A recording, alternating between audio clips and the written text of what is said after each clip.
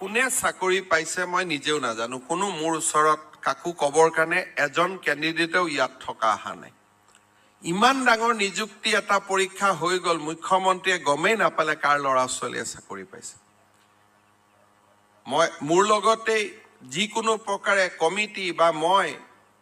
আমাৰ হাতে দিয়ে নিযুক্তি পাইছে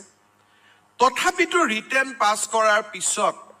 আপোনালোক এজনো মোৰ ওচৰত কিয় নাহিলে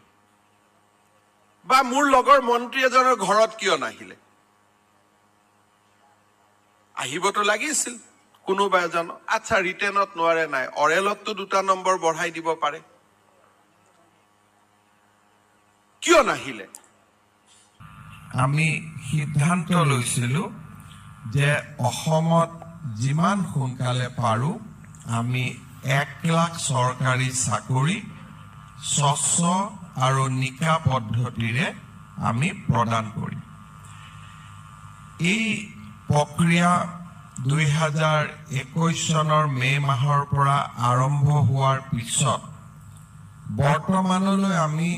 93,557 গৰাকী প্ৰাৰ্থীক স্বচ্ছতা আৰু নিকা পদ্ধতিৰ মাজেৰে নিযুক্তি দিবলৈ সক্ষম হৈছো 2021 বৰ্ষত আমি 4,779 গৰাকী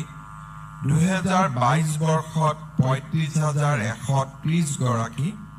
আৰু 2023 বৰ্ষত 53,648 গৰাকী প্ৰাৰ্থী ইতিমধ্যে চৰকাৰত নিযুক্তি পাবলৈ সক্ষম হৈছে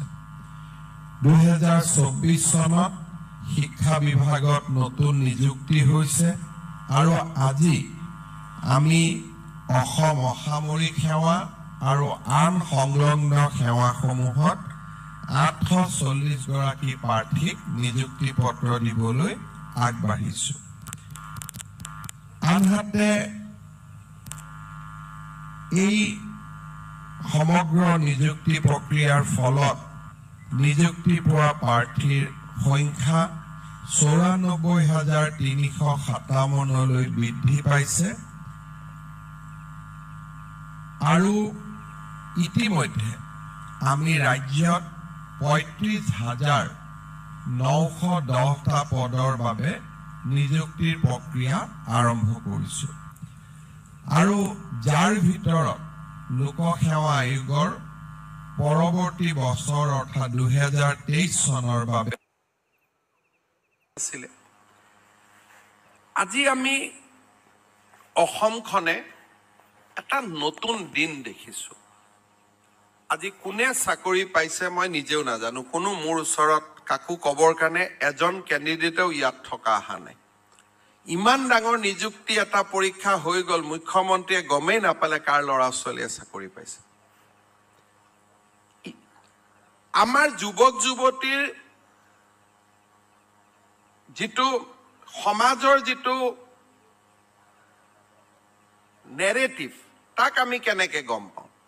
লোকসেৱা আয়োগত যিমান কেইগৰাকী অধ্যক্ষ সদস্য নিযুক্তি হৈছে মই নিযুক্তি দিছো মই মোৰ লগতে যিকোনো প্ৰকাৰে কমিটি বা মই আমাৰ হাতে দিয়ে নিযুক্তি পাইছে তথাপিতো ৰিটেন পাস কৰাৰ পিছত আপোনালোক এজনো মোৰ ওচৰত কিয় নাহিলে বা মোৰ লগৰ মন্ত্ৰী এজনৰ ঘৰত কিয় নাহিলে আহিবতো লাগিছিল কোনোবা এজন আচ্ছা ৰিটেনত নোৱাৰে নাই অৰেলতটো দুটা নম্বৰ বঢ়াই দিব পাৰে কিয় নাহিলে তাৰ কাৰণটো হল যে আজি যুৱক যুৱতীসকলে এইটো কথা মানি ললে ফাইনেলি যে অসমত চাকৰিত নেপোটিজিমো নহয় কৰাপচনো নহয় এই কথাটো আজি মানুহে মানি ললে